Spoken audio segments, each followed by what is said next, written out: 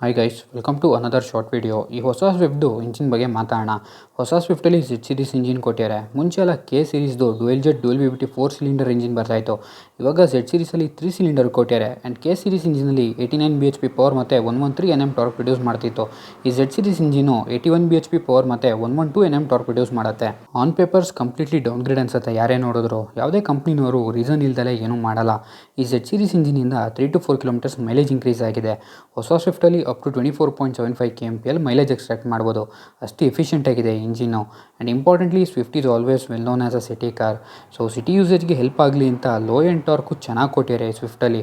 So overtake ಮಾಡಬೇಕು ಅಂದಾಗ low RPMಸಲ್ಲಿ ಇದ್ದರೂ ಸ್ಟಿಲ್ ಗೇರ್ ಚೇಂಜ್ ಮಾಡ್ದಲೇ ಓವರ್ಟೇಕ್ ಮಾಡ್ಬೋದು. ಇನ್ನೂ ಒಂದು ಮೇಜರ್ ರೀಸನ್ ಇದೆ ಯಾಕೆ ಈ Z ಸೀರೀಸ್ ಇಂಜಿನ್ ತಂದಿದ್ದಾರೆ ಅನ್ನೋದಕ್ಕೆ.